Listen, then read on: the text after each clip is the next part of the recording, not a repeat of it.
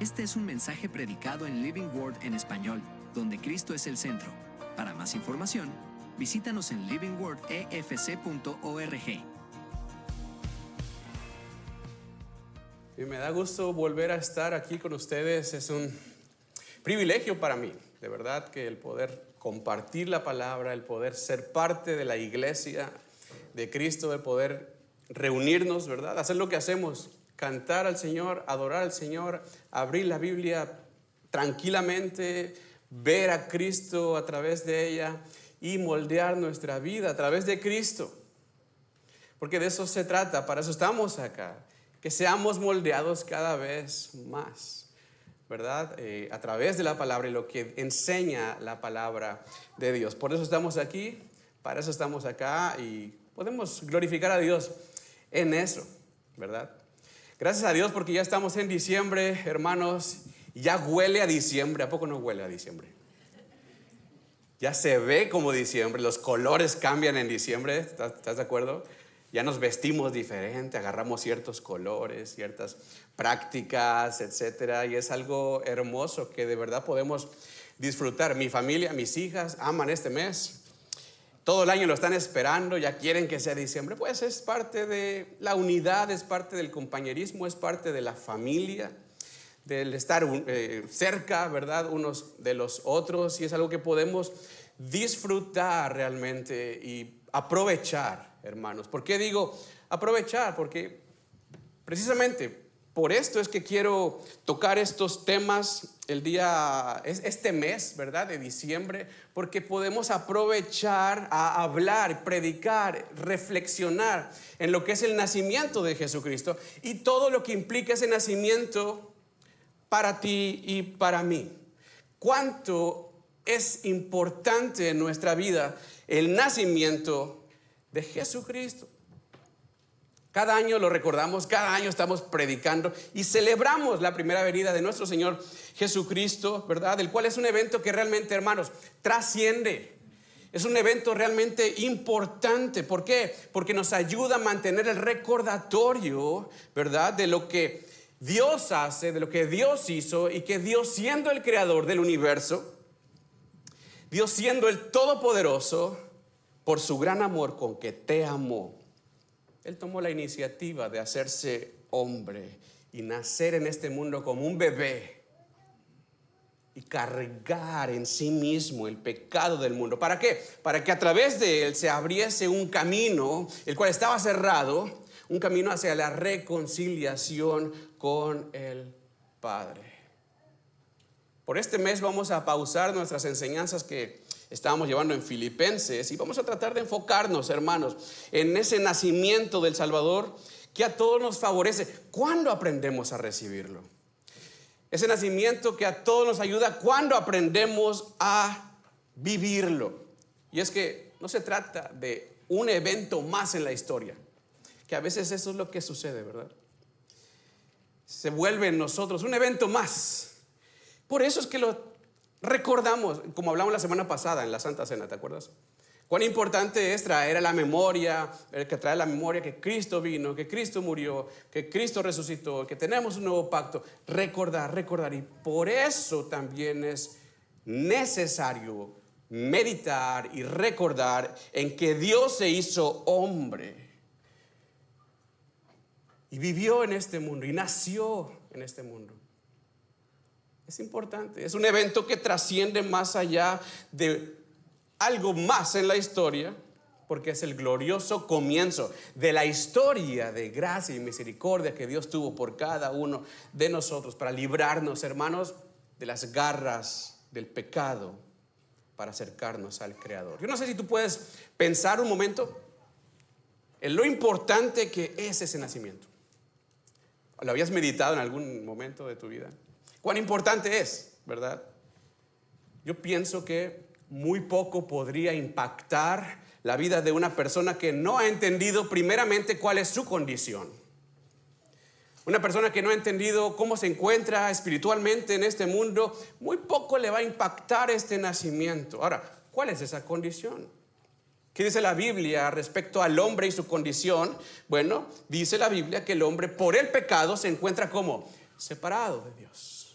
Romanos 3:23, que dice: por cuanto todos pecaron y están separados, destituidos de la gloria de Dios. También Romanos 6:23 dice que la paga del pecado es muerte. Y estamos hablando de una muerte espiritual, pero también de una separación eterna con Dios. ¿Te das cuenta? Por el pecado el hombre está separado. Ahora pensemos en esto.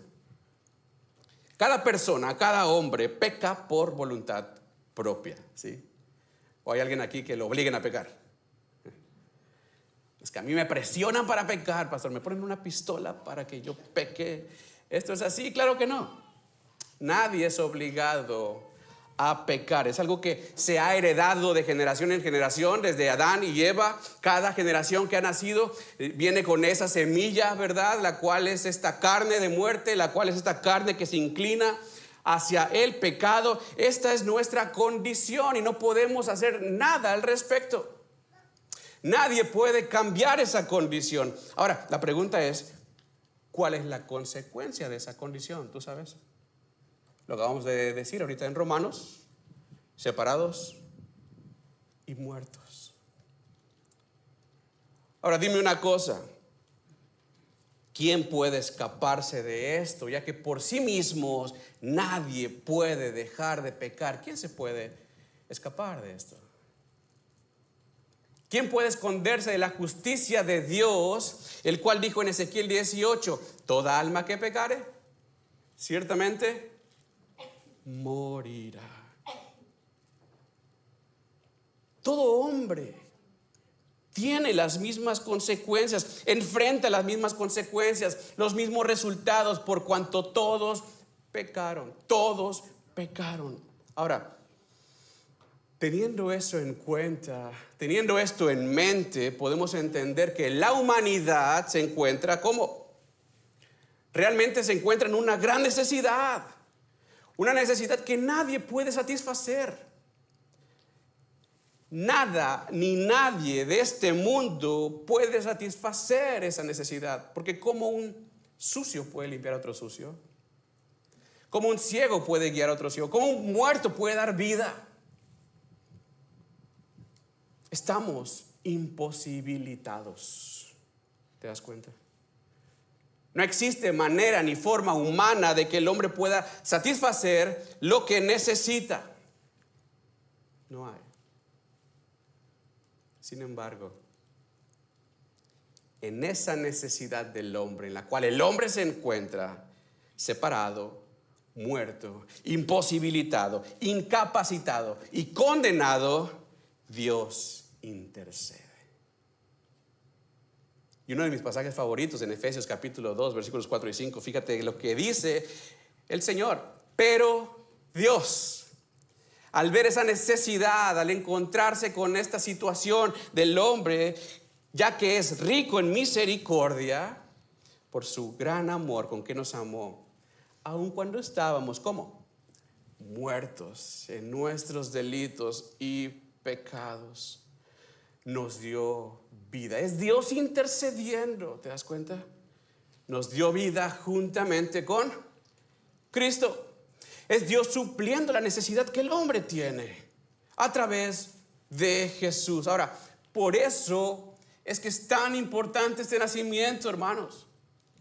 Por esta situación, por esta condición es que es tan importante este nacimiento, ¿te das cuenta? Por lo que conlleva en cuanto a nuestra necesidad. Navidad no es vacaciones. Navidad no es fiesta para embriagarse. Navidad no se trata de regalos materiales. La celebración de Navidad es gratitud, gracia, amor. Es recordar que en la necesidad del pecador, Dios proveyó una respuesta. Dios proveyó una opción, un camino que se abrió, el cual es a través de Jesús, para reconciliarnos, para acercarnos a Él nuevamente. Y lo que hizo Dios, ¿sabes qué es? Darle a Jesucristo todo el poder, toda la autoridad, para que a través de Él, todos los que estamos en Cristo, seamos satisfechos en la necesidad la cual nos separaba de Él. Jesús fue dado a la humanidad para suplir nuestra carencia. Esa carencia que tú y yo teníamos, Jesucristo fue dado para suplirlo. Y de esto vamos a estar hablando a lo largo de este mes, en esta serie que hemos titulado Hijo nos es dado, precisamente. Y hablaremos de todo lo que conlleva para el hombre recibir, hermanos, a ese hijo. Acompáñame a nuestro pasaje en el cual vamos a estar rondando en toda la serie. Isaías capítulo 9, versículo 6. Vamos a hablar de todo lo que conlleva recibir al hijo que nos es dado. Isaías 9, 6, si quieres leerlo conmigo aquí enfrente. El profeta Isaías, Dios a través del profeta Isaías dijo: porque un niño nos es dado, nos es nacido, perdón, un hijo nos es dado. Y la soberanía reposará sobre sus hombros, y se llamará su nombre como Admirable Consejero, Dios poderoso, Padre eterno, Príncipe de paz. Lo primero que quiero que notemos aquí, o que tengamos en mente al estudiar esto y al meditar en esto, es que Isaías el profeta escribió esto 700 años antes de que Jesús naciera, ¿sí? Ahora, ¿qué tiene importante esto? Bueno, el ver la condición en la cual se encuentra más bien el pueblo de Israel en ese entonces, cuando Isaías les está hablando. Israel se encontraba en un momento de esclavitud, se encontraba en un momento de opresión, ¿verdad? En una condición realmente difícil de sufrimiento. Isaías les da un mensaje, y trae un mensaje ¿de qué? De ánimo, de esperanza en medio del caos. ¿El mensaje cuál era? El mensaje era que Dios no los ha abandonado. Aunque te sientas oprimido, aunque te sientas esclavizado, aunque te sientas separado, Dios es fiel. Dios no te ha abandonado. Aunque tú rechazaste a Dios, aunque tú negaste al Señor y serviste o seguiste a otros dioses, el Señor cumpliría su promesa de salvación a través del Mesías. Es un mensaje de esperanza. Es un mensaje de ánimo, aún en medio del dolor, aún en medio de la condición difícil de sufrimiento. Dios no se olvida de los suyos. Y si tú te das cuenta, desde el versículo 2 de Isaías 9, viene hablándoles de esa promesa. Si tú ves en tu Biblia, Isaías 9, del 2 en adelante, fíjate el recordatorio del Señor para su pueblo, diciéndoles que los que andaban en tinieblas, ¿qué? Han visto gran luz. A los que habitaban en tierra de sombra de muerte, ¿qué? La luz les ha resplandecido. No pierdas de vista que ellos se encontraban en una condición de opresión, de esclavitud, ¿sí? Verso 3, multiplicaste la nación, aumentaste su alegría, se alegran en tu presencia como la alegría de la cosecha, como se regocijan los hombres cuando se reparten el botín, porque tú quebrarás el yugo de su carga, el báculo de sus hombros y la vara de su opresor, como en la batalla de Madián. Porque toda bota que calza el guerrero en el fragor de la batalla y el manto revolcado en sangre serán para quemar, combustible para el fuego. ¿Y cómo llegamos a esto? ¿Cómo Dios va a cumplir su promesa? Verso 6. Porque un niño nos ha nacido, un hijo nos es dado y la soberanía reposa sobre sus hombros. ¿Cuán importante es ese nacimiento? Ahora, ¿cuánto del carácter de Dios podemos ver aquí, mis hermanos?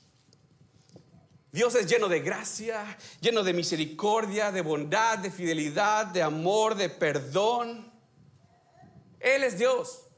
Ahora, si tú comparas el carácter del hombre y la condición del hombre al lado de ese Dios, como que algo no cuadra, ¿verdad? Como decimos que, ¿por qué? No entiendo. ¿Cómo es posible que pueda hacerse esto en dos situaciones y caracteres completamente diferentes? Nadie merece lo que Dios ofrece en este caso. Nadie, absolutamente. Es precisamente por eso que Isaías comienza diciendo que algo que vamos a encontrar el hombre en ese hijo que nos es dado es que un admirable consejero.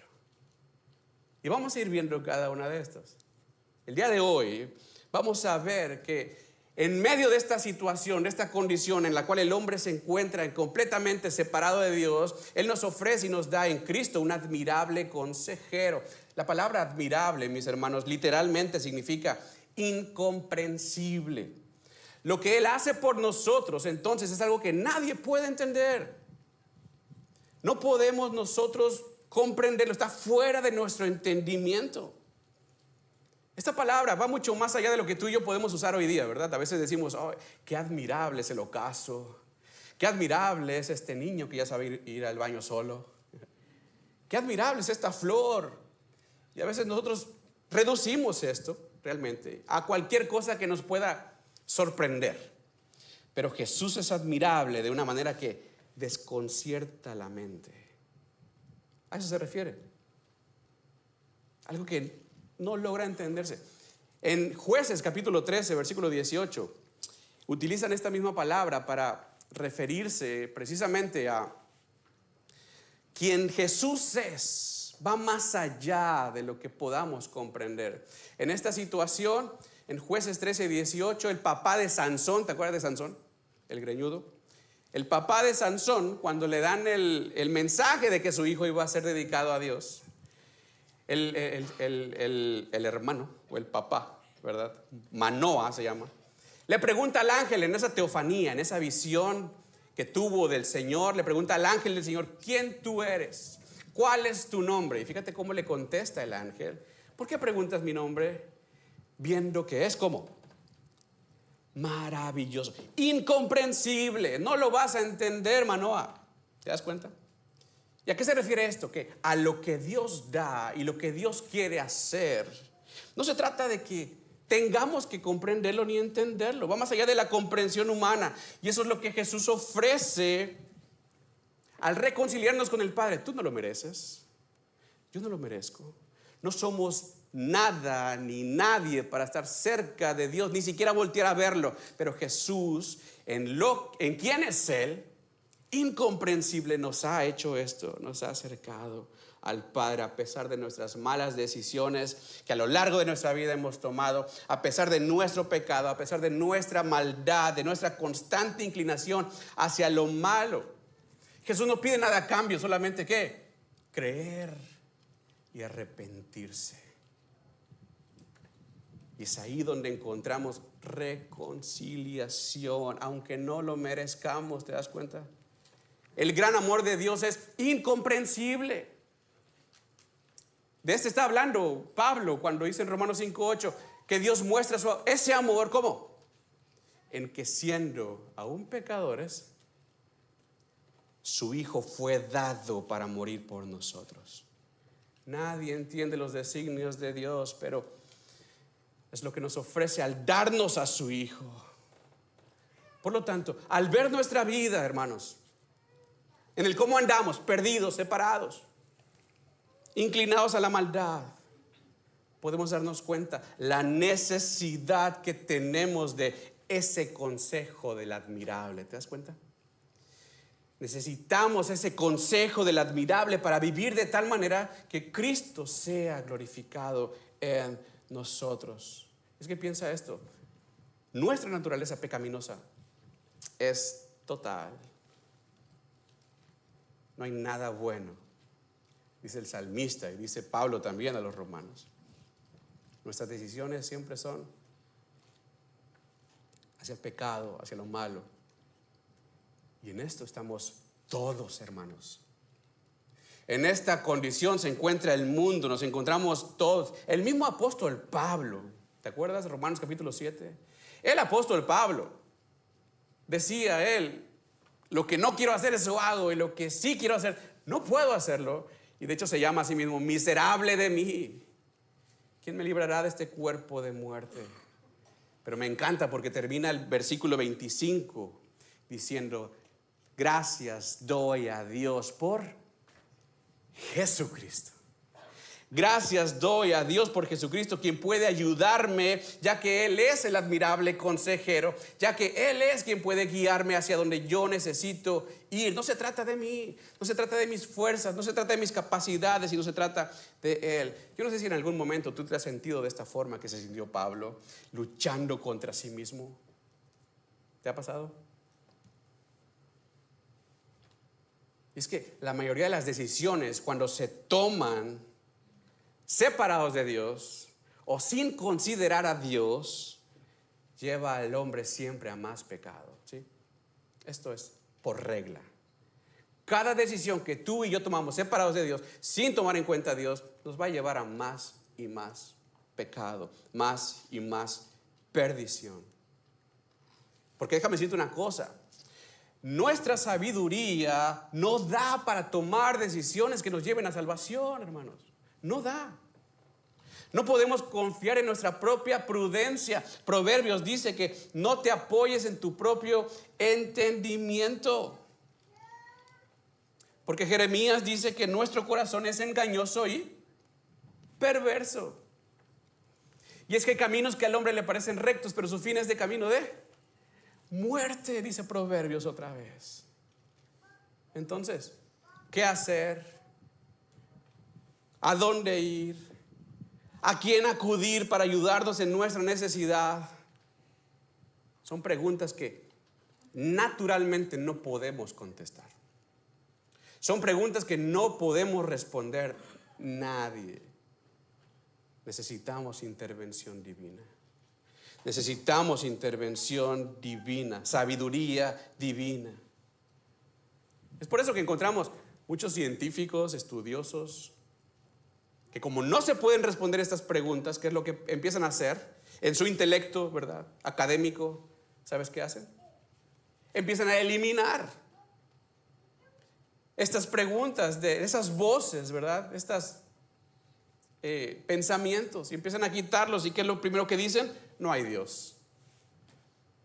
Es lo primero que viene al científico, al estudioso, al académico. No hay Dios. Y eliminando a Dios de la escena, eliminan las voces de su conciencia. No necesito saber a dónde voy. No necesito ayuda de nadie. Yo soy mi propio Dios. Y el hombre ha llegado a eso. Y lo segundo que hacen es que, ¿has escuchado esta frase en algún momento? No existen verdades absolutas. ¿Sí te acuerdas? Y esto está muy de moda hoy día. No existen verdades absolutas. ¿Y qué es lo que sucede? Al eliminar la palabra de Dios, ya no hay autoridad sobre de ellos que les haga ver su pecado. ¿Y qué pasa? Siguen viviendo de esta forma, muertos a la sabiduría divina, dirigidos a la condenación, y el pecado los mantiene ciegos, los mantiene necios. Y hermanos, esto no lo digo yo. Dios lo dice. Romanos capítulo 1, versos 21 al 25, fíjate. Pues aunque conocían a Dios, ¿qué pasa? No lo honraron como a Dios ni le dieron gracias, sino que ¿qué? Se hicieron vanos en sus razonamientos, y su necio corazón fue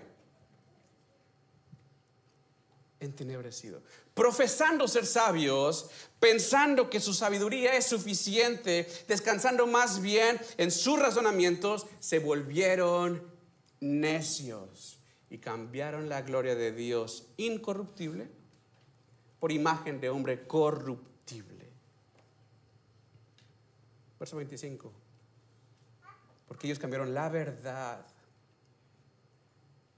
por la mentira y empezaron a adorar antes a la creación que al Creador. Ahora podemos entender un poquito más a nuestra sociedad, ¿no?, a nuestra cultura. Pero precisamente, iglesia, el hombre tiene una alternativa. El Hijo que nos es dado nos ofrece consejo para esta vida, la cual estamos nosotros luchando y viviendo y andando. Y es que en Él ya no hay más decisiones fallidas. Cuando nuestro deseo y nuestro pensamiento se vuelve su deseo y su pensamiento, ya no hay más camino de muerte, porque en Él encontramos camino de vida, confianza, paz, esperanza. todo lo que nos ofrece Jesucristo en su consejo. Dirección para tomar decisiones sabias, porque Él es admirable. Va más allá de nuestro entendimiento. Por lo tanto, todo hombre necesita el consejo del Hijo que nos es dado. ¿Te das cuenta? Todos. No hay nadie que no necesite ese consejo. La pregunta es, ¿estamos nosotros receptivos a ese consejo? ¿Estamos dispuestos a tomar decisiones de acuerdo a ese consejo? El consejo de Él sobrepasa el entendimiento en sabiduría. Isaías vuelve a utilizar esta palabra en el capítulo 28, verso 29, cuando describe al Señor de esta manera, diciendo que también esto procede de Él, que ha hecho ¿qué? Maravilloso su consejo. Esta palabra otra vez, maravilloso, admirable, incomprensible y grande su sabiduría. El consejo de Jesucristo es sabio. Ahora, ¿qué tan sabio es? Romanos 11:33. Oh, profundidad de las riquezas y de la sabiduría y del conocimiento de Dios. Fíjate, cuán insondables son sus juicios e inescrutables son sus caminos. Inescrutable significa que no se puede comprender. En otras palabras, su sabiduría, mis hermanos, es tan inmensa que está fuera de nuestra capacidad humana. Completamente fuera de. El Hijo que nos es dado vino con esa sabiduría y anduvo entre nosotros con esa sabiduría. En Juan 2:25, fíjate lo que pasaba con Él. Él no tenía necesidad de que nadie le diera testimonio de nadie. ¿Por qué? Porque Él conocía lo que había en el interior del hombre. Él conocía sus necesidades. Esa es sabiduría de Dios. Por lo tanto, Jesucristo es capaz, hermanos, de ayudar a cualquier persona que se encuentra en necesidad para alcanzar lo que había perdido por el pecado. Piensa esto, Jesucristo en su sabiduría conoce todo de todos, todo de todos.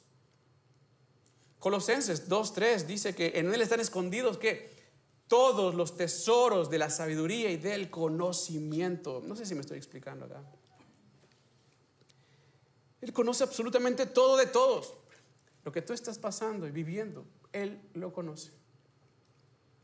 El salmista lo expresó en el salmo que leímos al principio, 139, del 1 al 6. Oh Señor, fíjate cuántas veces utiliza la palabra sabes. Oh Señor, has examinado mi corazón y sabes todo acerca de mí. Sabes cuándo me siento y cuándo me levanto. Conoces mis pensamientos aun cuando me encuentro lejos. Me ves cuando viajo y cuando descanso en casa. Sabes todo lo que hago. Sabes lo que voy a decir incluso antes de que lo diga, Señor. Vas delante y detrás de mí. Pones tu mano de bendición sobre mi cabeza. Semejante conocimiento es tan que maravilloso, admirable para mí. Es tan elevado que no puedo entenderlo. Date cuenta de esto. En el consejo de Jesús, entonces tú puedes encontrar confianza, paz y descanso. Yo te quiero preguntar una cosa. ¿Puedes tú confiar en Él plenamente? ¿Estás dispuesto a confiar en el admirable? ¿Puedes descansar completamente en Él? ¿O acaso crees que son tan grandes tus problemas, tan inmensos tus problemas que no, Dios ni Jesucristo puede ayudarme con esta inmensidad, con este pecado, con esta situación, con esta tentación, con este sufrimiento que estoy llevando hoy? Señor, no, ni tú puedes ayudarme. Fíjate lo que dice Hebreos 4.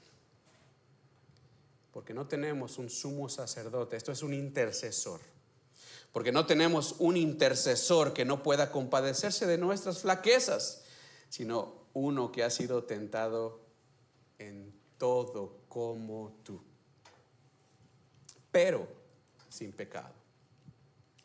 Él ha pasado por todo, Él conoce todo, Él entiende todo. Recuerda que Él, su sabiduría es inmensa, es incomprensible. Él conoce todo de ti, tu dolor, tu sufrimiento, tu padecimiento.